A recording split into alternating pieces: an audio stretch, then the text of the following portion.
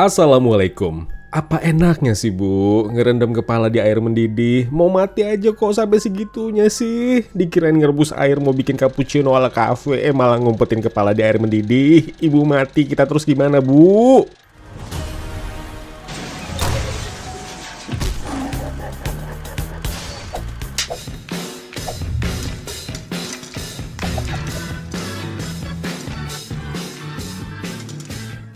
Begitulah kira-kira yang terjadi dari salah satu adegan di film ini. Bukan spoiler karena di threadnya pun emang begitu adanya. Lagi-lagi film Indonesia kedatangan cerita yang masih berkutat dengan adaptasi buku, thread atau katanya kisah nyata lah.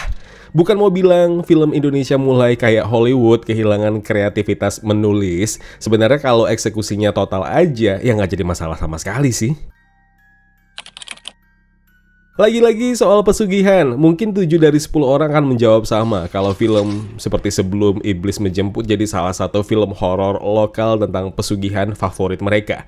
Lantas apakah Di Ambang Kematian bisa mengimbangi hal tersebut? Film ini tentang Pak Suyatno yang diperankan Teuku Rifnu. Orang lain mungkin akan menganggap dia ayah yang jahat, tapi tetap saja dia punya peran sebagai ayah bagi anak-anaknya. Tindakannya memang salah. Yang dilakukannya membuat kedua anaknya, Nadia dan Yoga, akhirnya membencinya. Semua ini karena pesugihan yang dilakukan Pak Suyatno di mana keluarganya jadi korbannya, dan korban pertama adalah istrinya.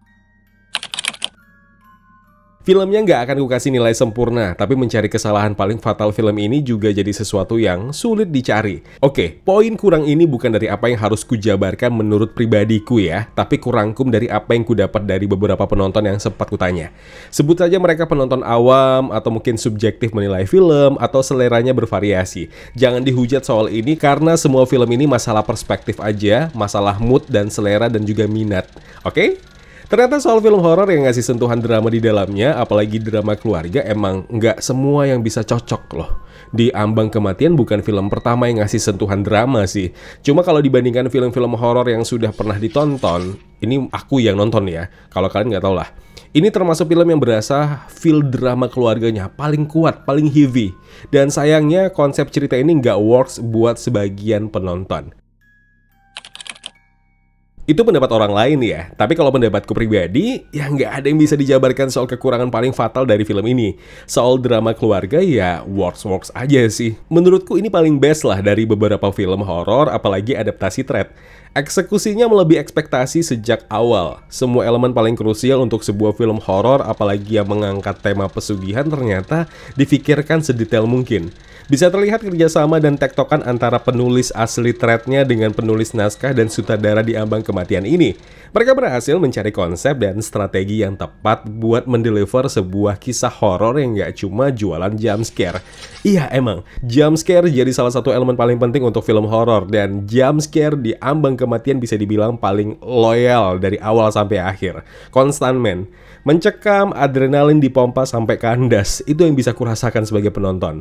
Tapi nyatanya mereka tidak mengasingkan sesuatu yang paling berharga dari sebuah pertunjukan sinema, naskah. Aku harus bilang, film ini tuh tahu menempatkan porsi drama dan teror horor yang seimbang. Iya emang, ini balik ke selera masing-masing ya. Ada yang punya selera seperti aku, dan ada juga yang lebih demennya nonton film horor yang horornya aja yang lebih didominasi.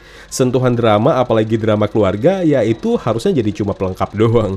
Balik lagi, ini masalah selera dan perspektif kalian cara menonton filmnya seperti apa. Dan semua film akan sama bagusnya kok kalau ditonton penonton yang tepat dan mood yang baik. MVP Pictures patut berbangga diri, dan beberapa film horor yang pernah mereka garap, kayaknya ya, baru inilah yang betul-betul cocok di aku.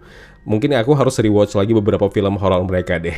Dan Azhar Kinoy Lubis juga bisa bernafas lega. Ternyata karyanya masih bisa dinikmati untuk banyak penonton. Meski perlu kugarisbawahi, film Kafir masih tetap jadi film horor terbaik yang pernah digarapnya. Dan Di Ambang Kematian di bawah Kafir lah. Sementara itu Di Ambang Kematian juga jadi salah satu film dengan kualitas drama terbaik yang pernah ku tonton dari karyanya setelah film Pulang. Film Pulang kalau nggak salah ada di Klik Film tuh, silahkan ditonton aja.